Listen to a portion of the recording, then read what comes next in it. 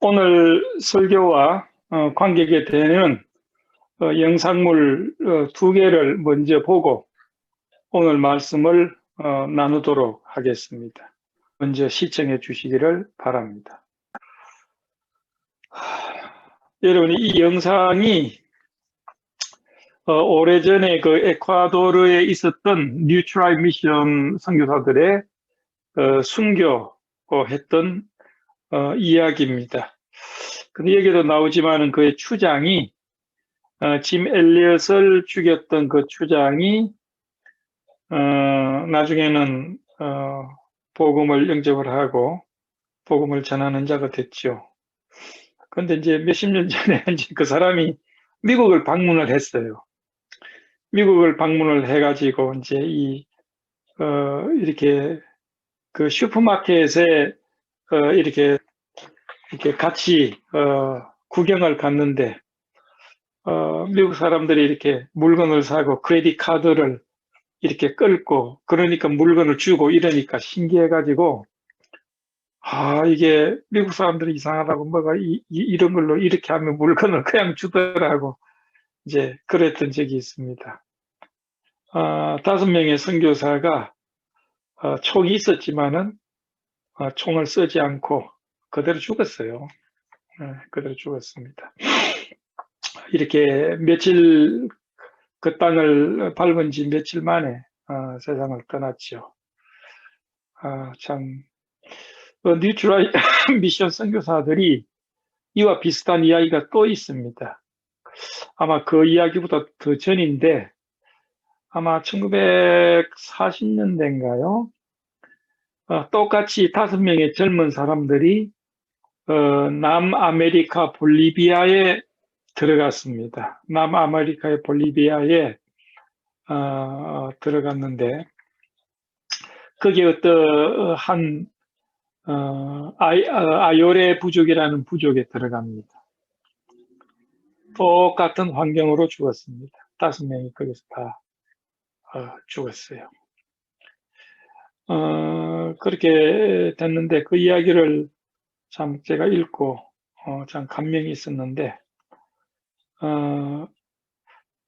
그 제가 1983년 오레곤에서 선교 훈련을 받을 때 같이 선교 훈련을 받은 미국 형제가 있습니다.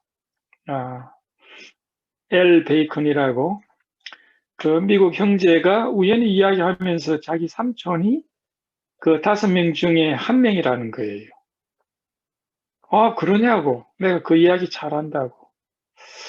그러면서 이게 그 역사를 찾아보니까 그 5명의 선교사 이렇게 이름 중에 베이컨이라는 이름이 있더라고. 참 그런 것이 있고 지금 제 사촌 중에 1명이 그 부족에게 지금 복음을 전하고 있습니다. 지금도 볼리비아에서 몇십 년 동안 그 부족에게 지금도 복음을 전하고 있고 지금 현재 그 부족에게 지금 전도 집회를 아마 인도를 하고 있는 걸로 제가 알고 있습니다.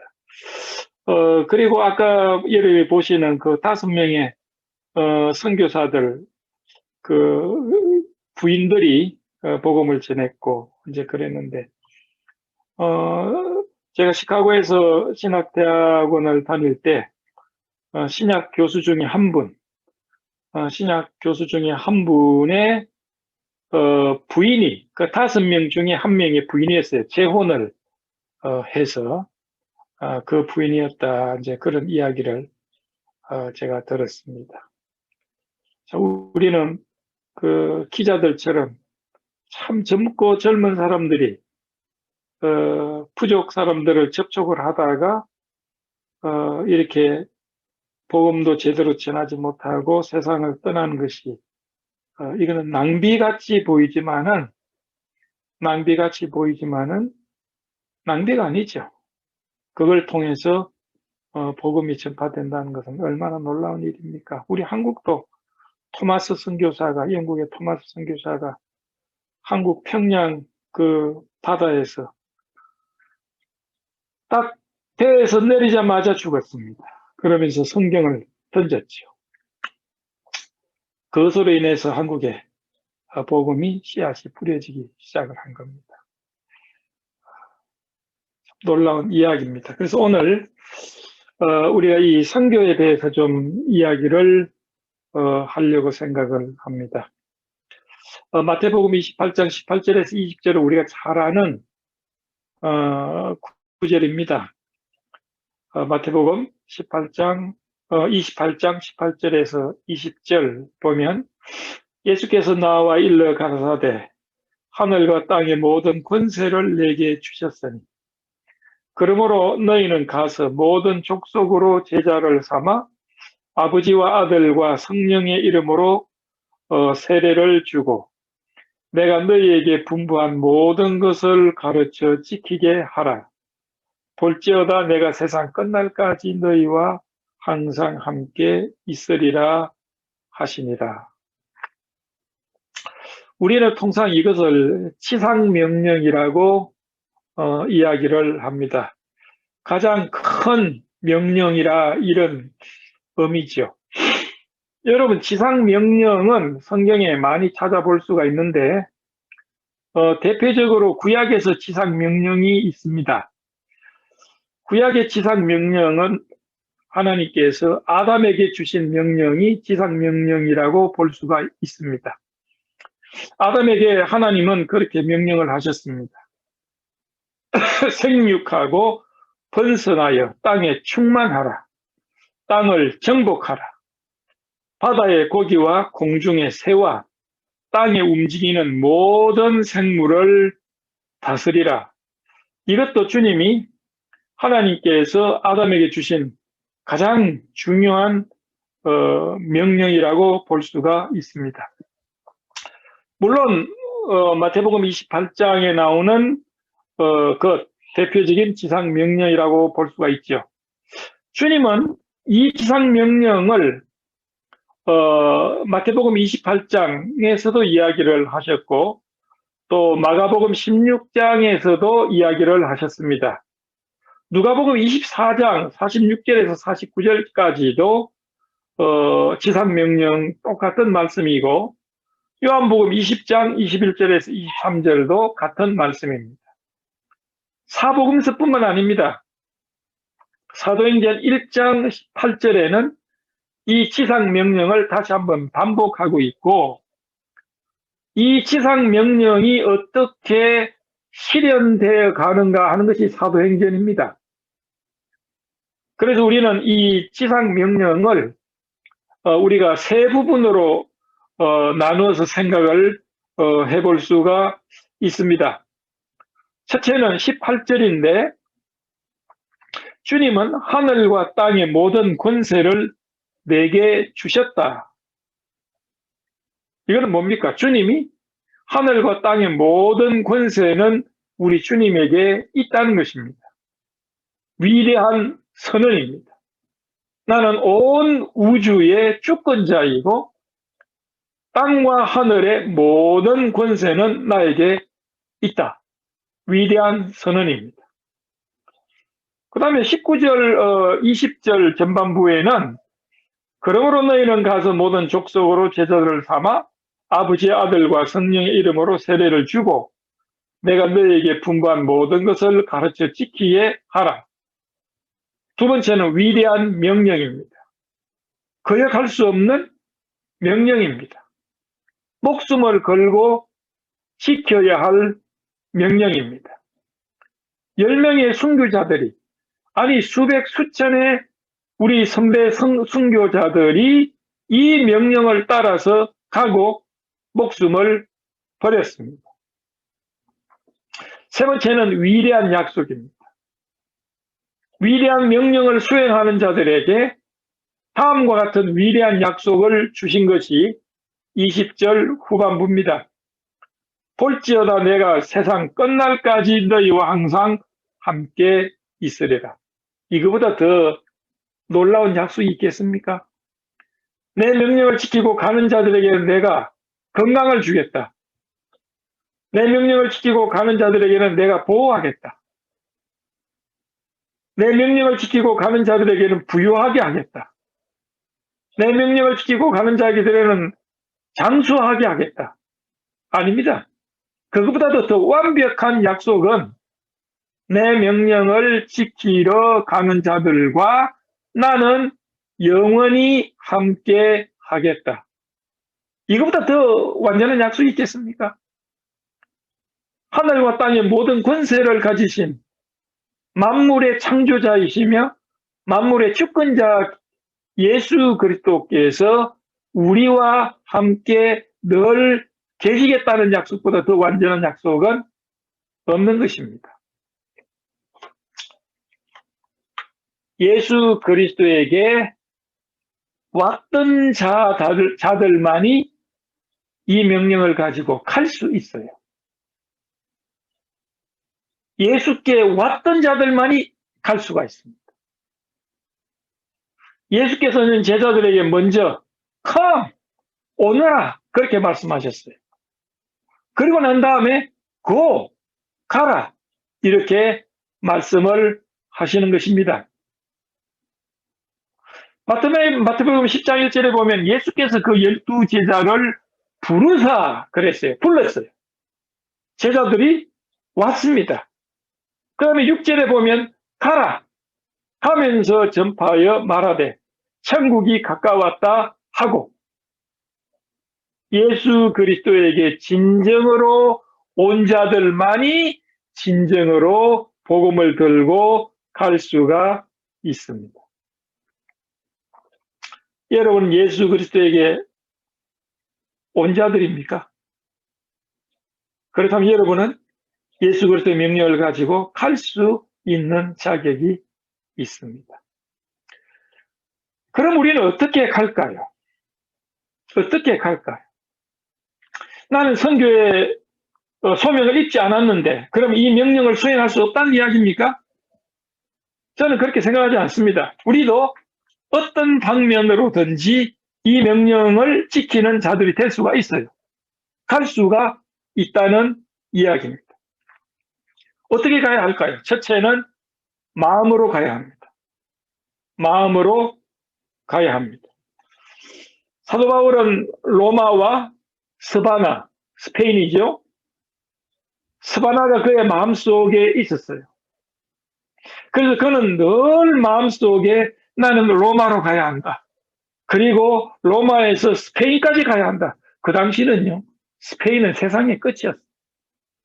세상 끝까지 가라는 주님의 명령을 받고 그는 로마를 거쳐서 스페인까지 가려는 것이 그의 마음속에 하나님의 마음, 하나님의 명령을 지키기 위해서 늘 있던 소원이었어요. 그래서 로마서에 보면 내가 당신들에게 가는 목적은 너희들이 나를 서바나로 보내주기를 원하는 마음이 있기 때문이다. 그렇게 로마서에 자기 심정을 이야기를 했습니다. 사도 바울은 2000년 전에 세계를 마음속에 품은 그리스도인이었어요. 세계적인 인물은 누굽니까? 세계적인 인물은 세계를 마음에 품는 자입니다. 사도 바울은 헬라인이나 야만인이나 지혜 있는 자나 어리석은 자에게 내가 빚진 자다 그랬어요. 그리스도인의 본성은요. 진정으로 영적인 그리스도인의 본성은 잃어진 영혼에 대한 관심이 있는 자입니다. 잃어진 영혼에 대한 관심이 없다면 그리스도인일지라도 병든 그리스도인입니다. 성경에 대한 구미가 없고 하나님의 뜻에 순종하려는 의지가 없는 그리스도인들은 잃어진 영혼에 대한 관심도 없는 것입니다. 제가 한국의 어느 형제 그 사무실을 가니까 그 사무실 벽이 사방에 벽이 있는데 벽 한쪽이 세계 지도를 벽지로 붙여놨어요. 그래서 제가 그거 참 좋아했습니다. 그래서 제가 그 형제한테 이 벽지 어디서 사는지 좀 알려달라고. 나도 그 벽지를 가져가서 집에 한 벽을 그걸로 장식을 하고 싶다고. 그렇게 지금 이야기를 했는데 아직 못 구했거든요. 근데 벽지를 보니까 세계 지도가 다 나와. 그러니까 늘 쳐다보면서, 저 나라는 저기 있구나. 저 나라에서 거리는 얼마구나. 그러면서 세계를 마음에 품게 된다, 이 말이에요. 제가 한번 집이 생기면 벽지를 사서 내 방의 한쪽 면을 세계 지도로 이렇게 바르려고 그렇게 생각을 합니다.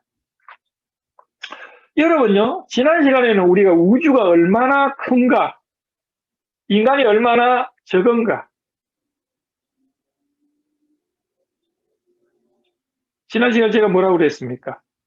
지금 관찰할 수 있는 상태에서 우주의 끝에서 끝까지가 960광년, 960억 광년이라고 그랬죠. 빛의 속도로 달리면 960억 년을 달려야 한다는 것. 거기에 비해서 인간은 얼마나 초라합니까? 그러나 인간은 위대하다고 그랬죠. 인간은 하나님보다 약간 못하게 만들었다고 그랬어요. 저는요, 하나님의 형상으로 만들었다. 이것은 저는 이때까지 그렇게 생각을 했어요. 우리가 지정의가 있고 또 우리는 자유로운 인격체고 하나님과 교제할 수 있고 그리고 영원한 영생을 소유한 존재이기 때문에 하나님의 형상이다. 그렇게 생각을 했거든요. 근데 거기 한 가지 더 추가를 해야 됩니다. 그건 뭐냐면요. 하나님과 같이 우리는 온 우주에 편재할 수는 없지만은 우리는 순간에 우주를 달릴 수가 있어요. 빛도 960억 광년을 달려야 이쪽에서 저쪽에 가는데 인간의 생각은 순간적으로 달릴 수 있는 거예요. 저는 이거는요, 무한하고 영원하고 전능한 하나님의 형상의 한 부분이라고 생각을 합니다. 우리는 순간적으로 브라질의 상파울루에 우리의 생각을 가질 수가 있고 우리는 순간에 볼리비아에 있는 선교사에게 우리는 생각을 가져갈 수가 있고 우리는 순간적으로 세계 모든 곳에 우리는 생각을 통해서 도달할 수 있다는 이야기입니까? 이게 얼마나 놀라운 겁니까? 동물들에게는 그런 게 없지요. 이것은 하나님의 편재에 버금가는 우리의 능력이 아닌가 그렇게 생각을 합니다. 제가 그 전에 공부를 하는 웨스턴 세미너리라고 오레곤의 포틀랜드에 있는 거기에서 박사과정을 할 때 그때 한국에서 온 어느 김재갑 교수라는 분이 있었어요. 행정학을 전공을 하고 서울의 그 명지대학인가요? 거기 교수로 있었는데 그분하고 우연히 만나서 좀 이야기를 했습니다. 그분에게 복음을 전했어요. 그분이 주님을 영접을 했습니다. 그분의 주님을 영접하라고 당장 하는 이야기가 자기 가족들을 이야기를 했어요.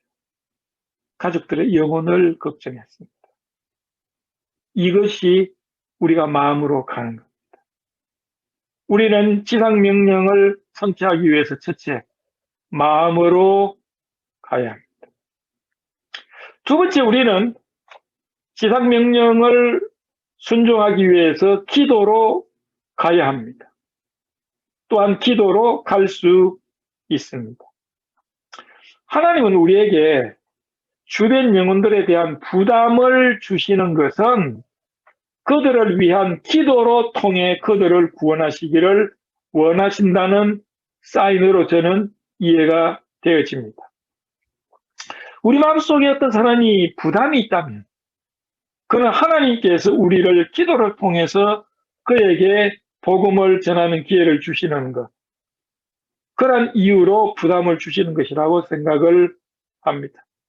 혹시 지금 여러분 마음속에 생각나는 그리스도가 필요한 사람들이 있습니까? 부담이 있습니까? 우리가 그들에게 갈 수가 있습니다. 그들에게 마음으로 그리고 기도로 갈 수가 있는 것입니다. 오래전에 만났는데 제가 뉴욕에 가끔 갈 때 거기에서 그 전자매님이라는 분을 만난 적이 있어요. 이 자매님은 그 내비게이터 출신입니다. 내비게이터 출신이신데, 이 자매님은 약간 장애가 있어요. 척추 장애인이신데, 어, 이분이 참 그 전도에 열정이 있고 열매들이 많아요.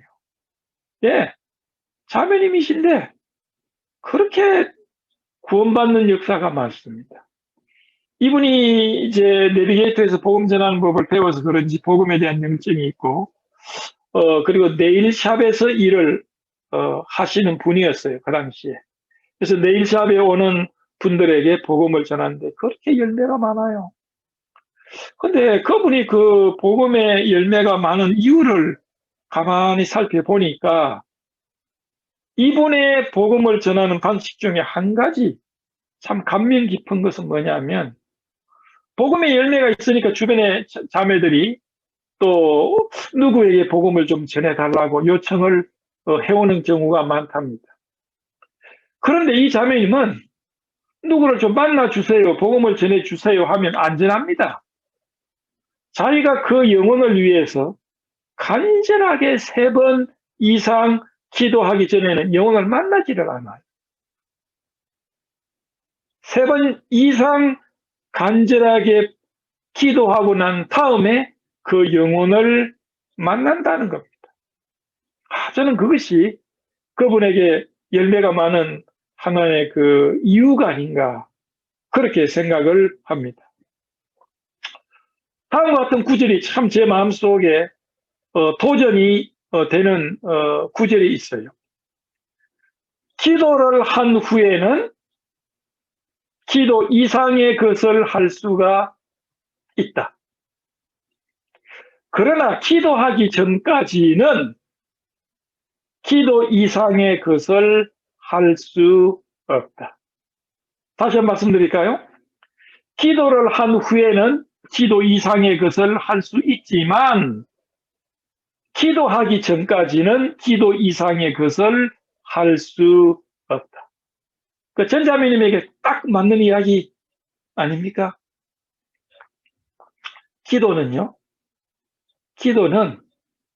우리 그리스도인들이 필요가 있는 어떤 영역에 그리스도를 모셔드리는 겁니다.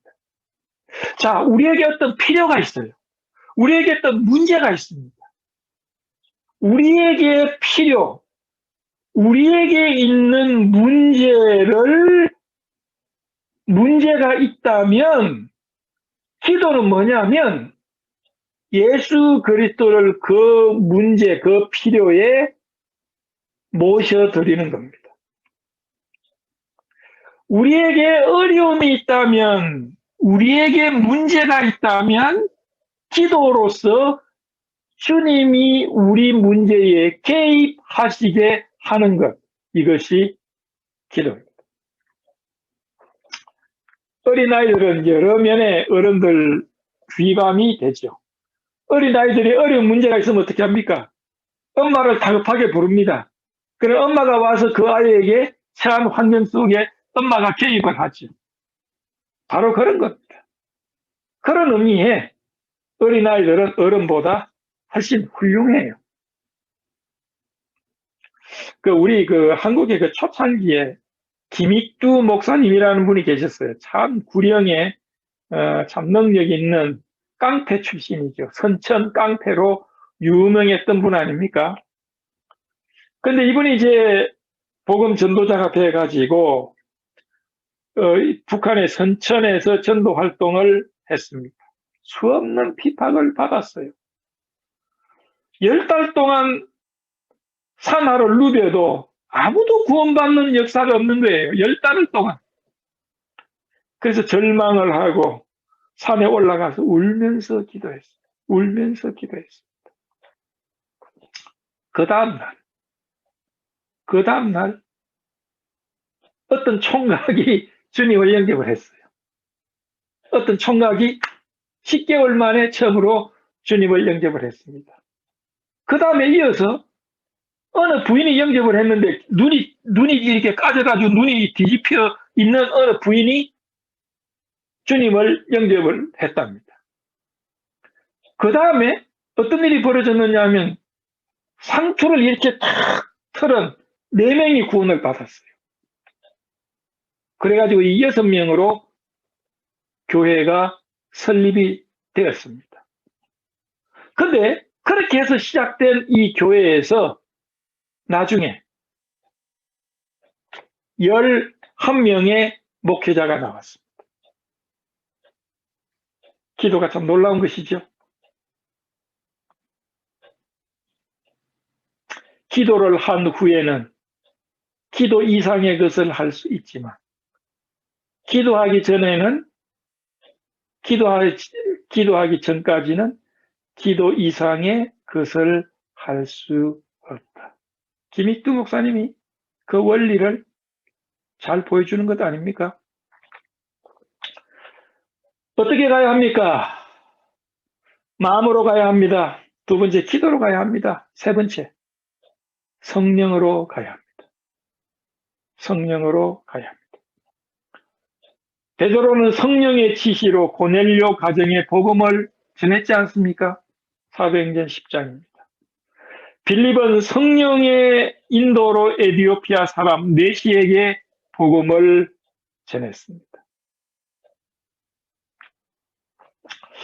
제가 그 오래전에 시카고에서 공부하면서 또 목회하면서 또 테이프 미니스트리 하면서 바쁜 생활을 지냈는데 그때 제가 3주에 한 번씩 뉴욕에 가서 뉴욕에 있는 교회, 형제 자매들 교회, 형제 교회죠. 거기에서 또 3주에 한 번씩 가서 성경 말씀 가르치고 또 설교하고 교제하고 그랬어요. 3주에 한 번씩 비행기 타고 가서. 근데 한 번은 이제 그 교회에서 수양회를 하겠다고, 그래서 수양회를 하겠다고 이제 그 미국 형제 교회의 수양회 참 그 장소가 좋더라고요. 건물도 좋고. 거기서 이제 여름 수양회를 이제 1주간 하겠다고 초청이 왔습니다. 그래서 이제 제가 이제 그리스도인들의 그 성숙, 그리스도인들을 위한 말씀을 준비하고 갔습니다. 근데 그리스도인들을 위해서 말씀을 전하러 갔는데 그 형제 자매들이 자기들 아는 친구들, 친척들을 많이 데리고 왔어요. 근데 그 사람들이 예수를 믿는 사람들이 아니라요. 구원받은 사람들이 아니에요. 저는 말씀을 구원받은 그리스도인들을 위해서 준비를 했는데, 복음을 들어야 할 사람들이 여러 명이 왔단 말이에요. 그래서 제가 그럼 어떻게 하느냐. 제가 마음에 상당히 부담이 있었어요. 저분들을 어떻게 하느냐. 내가 지금 계획한 말씀 스케줄과는 다른데. 그래서 제가 오전 시간을 끝나고 제 방에 와서 참 마음에 무거웠어요. 그래서 그분들을 위해서 제가 기도했어요. 주님, 복음을 들어야 할 사람들이 왔는데 저는 어떻게 할까요? 어떻게 할까요? 그러니까 주님이 그렇게 말씀하시는 것 같아요. 오전에 말씀 시간이 있고 점심을 먹고 오후 시간에는 자유로운 시간이지 않느냐. 운동도 하고 또 놀이도 하고 그다음에 저녁 먹기 전까지는 그런 시간인데 광고를 해가지고 오후 시간에 복음을 듣기를 원하는 사람들은 모여라. 그리고 나머지 사람들은 운동도 하고 자유로운 시간을 갖게 하면 어떻겠느냐. 그런 생각이 떠올라요. 그래서 제가 주최 측에 가서 제 생각에 그런 마음이 드는데 어떻게 그렇게 하면 어떻겠습니까? 그러니까 주최 측에서 그렇게 하겠다고.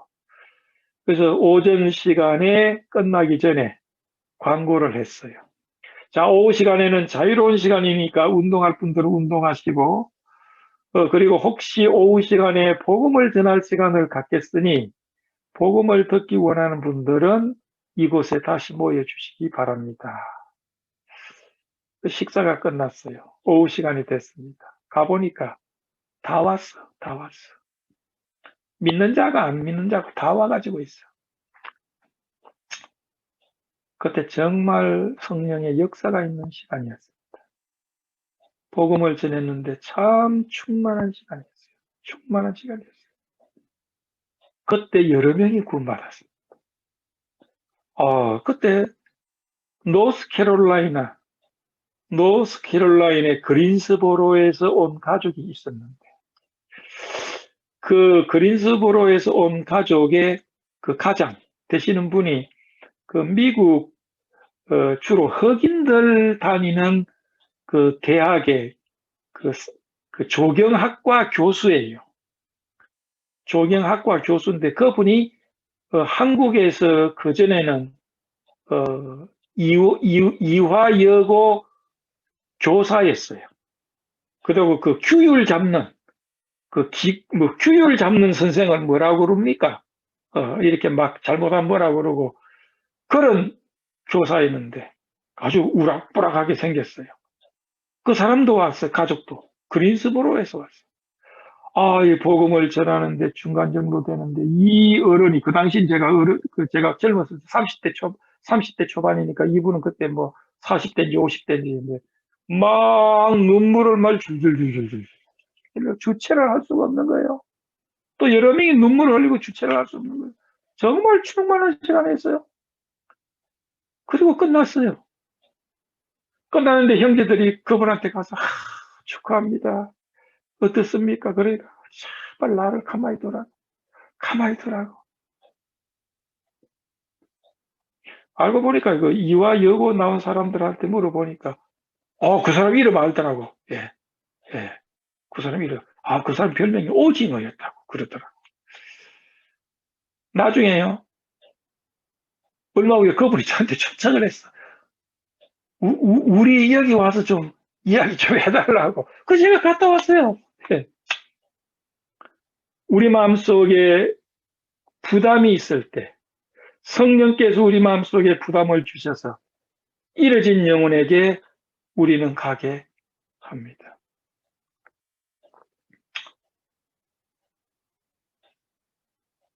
우리 환경 속에 연결되어지는 사람들과 그들에 대한 마음에 부담이 있을 때 있는 성령의 역사라는 것을 우리는 꼭 기억해야 합니다. 우리는 또 어떻게 갈까요? 우리는 마지막으로 발로 가야 합니다. 발로 가야 합니다. 이사야 52장 7절에는 아름다운 발에 대해서 다음과 같이 묘사하고 있죠. 이사야 52장 7절 좋은 소식을 전하며 평화를 공포하며 복된 소식을 가져오며 구원을 공포하며 시온을 향하여 이르기를 내 하나님이 통치하신다 하는 자의 산을 넘는 발이 어찌 그리 아름다운가. 복음을 전하기 위해서 산을 넘고 물을 건너는 그 발이 어찌 그리 아름다운가. 저는요, 이 구절을 읽으면 우리 외할아버지 생각이 나요. 우리 외할아버지는 1881년생이십니다. 그리고 23살 때 하와이로 이민을 갔어요. 그때가 1903년입니다. 거기서 예수를 영접을 합니다.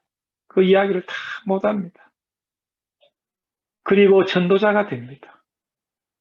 1910년에 100만민 구령운동, 한국의 100만명 구령운동이라는 거대한 전도운동이 일어나서 하와이 그리스도인들의 대표자로 한국에 나옵니다. 그리고 다시 미국으로 오지 못했어요. 그때부터 복음을 전하는 전도자가 됩니다. 고향이 경상남도 김해이기 때문에 경상남도 지역을 담당했던 호주 장로교회 선교부와 이렇게 협력해서 서부 경남 지역에 순회 전도자가 됐어요.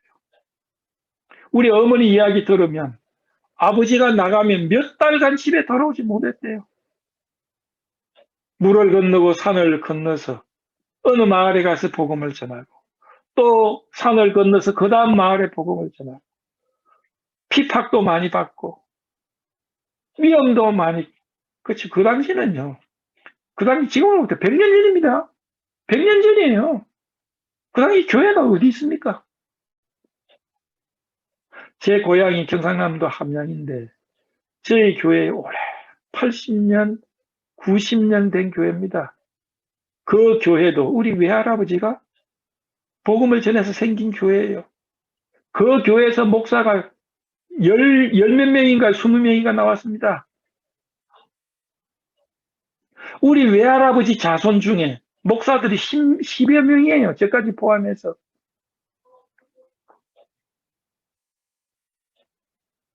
저는 그 아름다운 발, 성령은, 하나님의 성령은 그 발이 아름답다고 그랬어요. 불어 터지고 낡아지고 상처가 있는 발이지만은 아름다운 발입니다. 그것은 예수 그리스도의 십자가의 못을 박힌 그 발과 비교되는, 비슷한, 닮아가는 그런 발이겠죠. 네 부류의 그리스도인들이 저는 있다고 봅니다. 네 부류의 그리스도인들이 있다고 봐요. 첫째는 그리스도를 위해서 살지 않고 그리스도에 대해서 침묵하는 그리스도인들이 있어요. 예수를 위해서 살지도 않고 예수에 대해서 전하지도 않는 그리스도인이죠. 두 번째 그리스도인은요, 예수를 위해서 살지만은 예수에 대해서 침묵하는 그리스도인들이 있어요.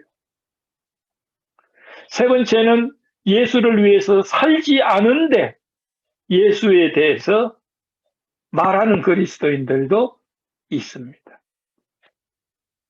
네 번째는 예수를 위해서 살면서 예수에 대해서 전하는 그리스도인들이 있어요. 여러분들은 어디에 속하지요? 제가 미국에 1981년도 도착을 해서 우리가 모임이 미국 남침례교회에서 모였는데 그 당시 참 제가 감명이 깊었던 것은 미국의 남침례교는 그 당시에 월요일이 전도날이에요.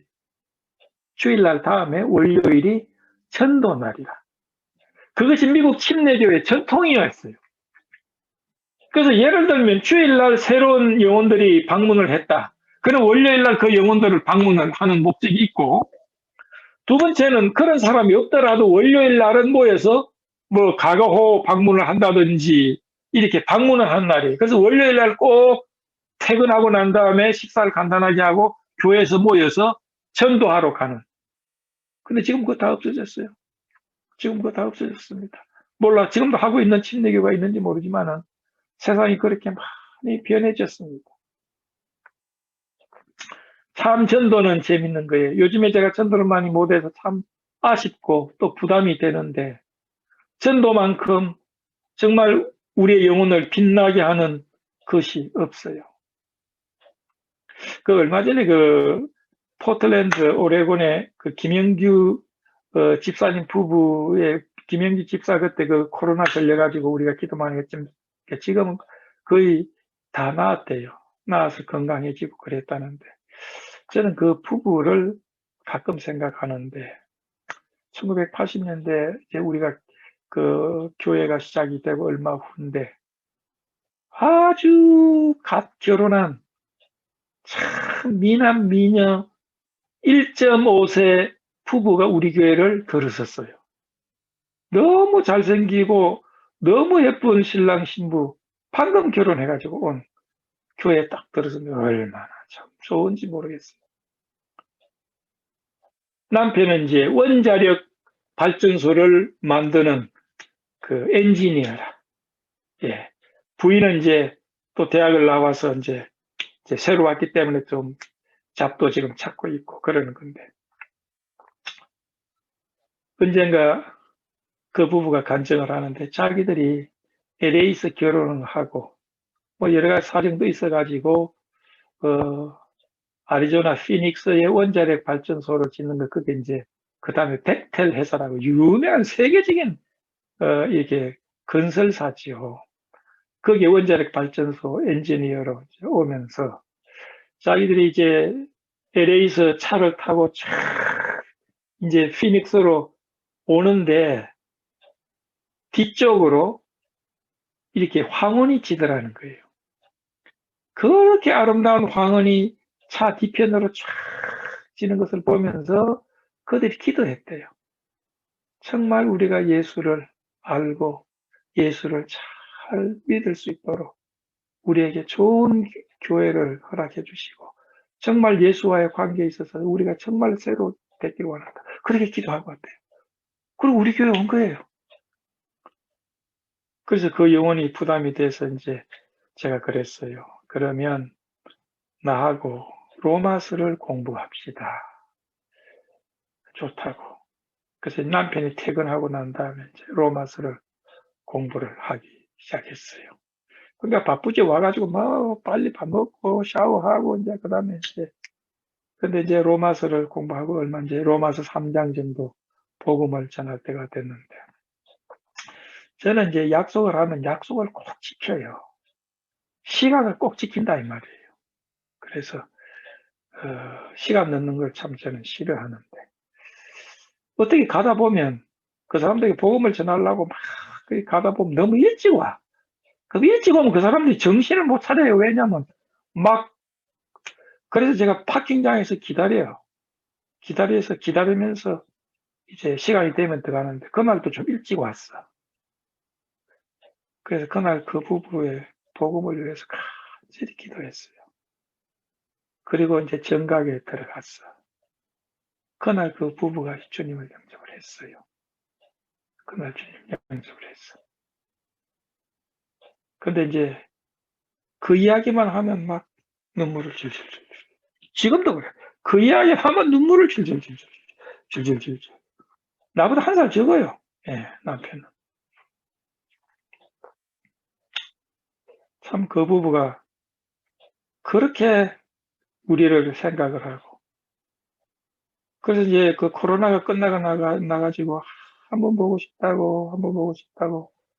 죽다 살아났는데 한번 보고 싶다고. 그래서 한번 보자고. 내가 갈게요. 그 비행기표 보내왔어요. 비행기표 보내왔어. 그래서 가서 좀 시간도 같이 하고, 좀 쉬기도 하고. 예. 우리는 발로 가야 되죠.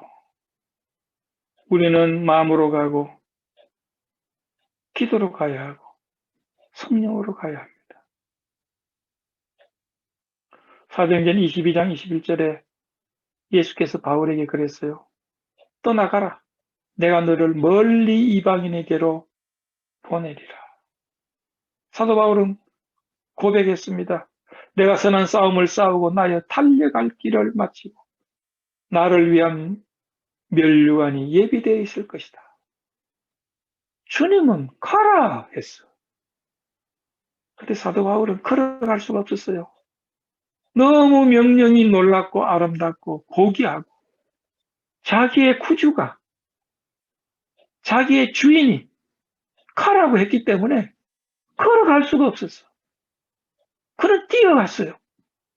내가 선한 싸움을 싸우고 나야 달려갈 길을 그는 달려갔어요. 강의 위험, 바다의 위험, 얼마나 많은 위험이 있었습니까? 폭풍을 만나 죽을 뻔했고 40의 감암매를 몇 번이나 맞았고 성에서 탈출을 했고 감옥에 갇혔고 결국 감옥에서 그의 생애를 마감하지 않았습니까? 사도 바울은 심장에 엔진을 달고 있었어요. 그리고 그의 목숨이 끝났을 때 그 엔진은 식었어요. 그리고 그는 주님 편에 지금 서 있습니다. 너희는 가서 여러분 가시겠습니까? 주님의 이 명령에 우리는 겸손히 응답할 때 주님은 세상 끝날까지 우리와 함께 하실 것입니다. 기도하죠. 아버지 하나님, 회피할 수 없는 명령, 가라고 하시는 이 명령을 우리는 이 땅 위에서 어떻게 하든지 어느 방면이든지 어떤 조건이든지 순종하게 되기를 바랍니다. 가서 5일 만에 생명을 버린 우리의 선배들도 있습니다. 주님, 우리를 축복하시고 격려하시고 또한 우리 속에 주님 용기와 믿음을 주셔서 거역할 수 없는 이 명령의 수치자로서 순종하는 자들이 다 될 수 있도록 축복해 주옵소서. 우리 주님의 이름으로 기도하옵나이다. 아멘.